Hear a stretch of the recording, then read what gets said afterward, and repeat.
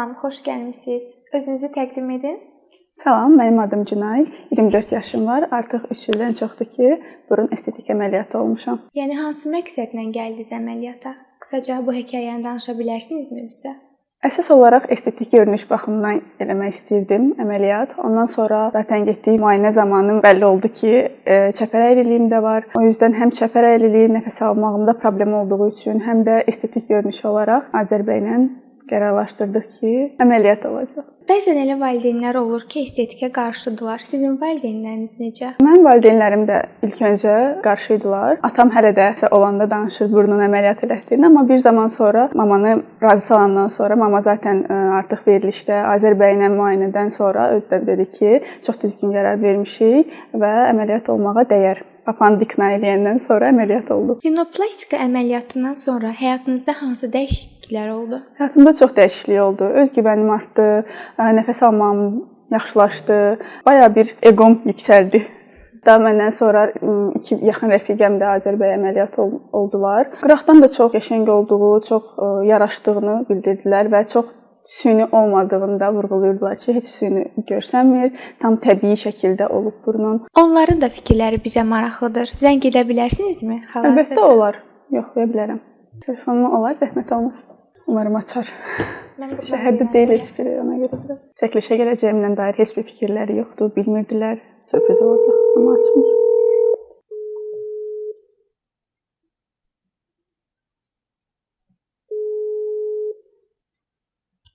Yaşandığına dair şübhəm var mı? A few moments later.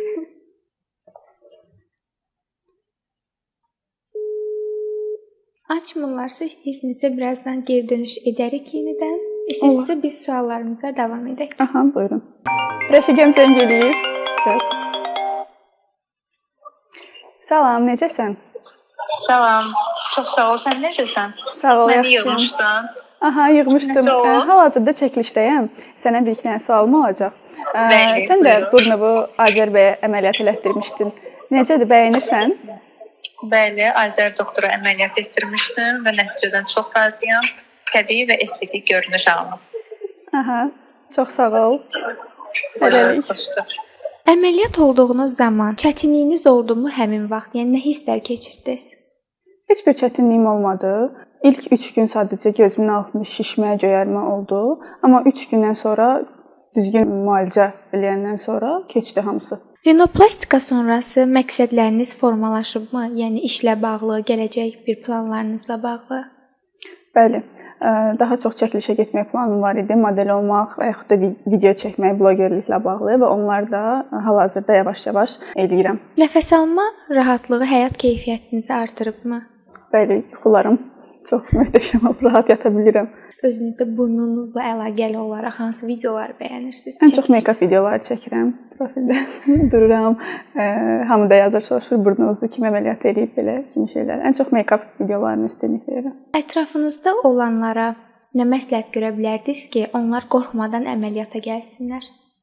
Məncə birbaşa Azər bəyin yanına gəlməkləri bəs eləyər. Azər bəyin verdiyi özgüvən, danışdığı və rahatlığı adama istər-istəməz çox rahatlıq verir ki, tam güvən hissi verir ki, əməliyyat olmağa dəyər, olar.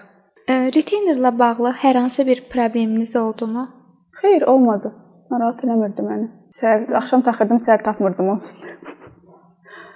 3 illik əməliyyat olmusunuz. Burunda hər hansı bir deformasiya, burun düşməsi yaşamısınızmı? Yox, heç nə. Belə də göstərə bilərəm. O necə əməliyyat olmuşdumsa, elə də qalıb.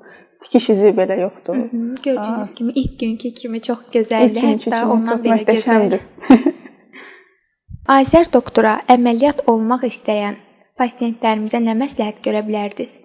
Mənim cavab verə bilmədiyim suallar varsa, bununla bağlı kommentariyaya bildirərsiniz. Hamınıza özüm cavab yazacağam tək-tək.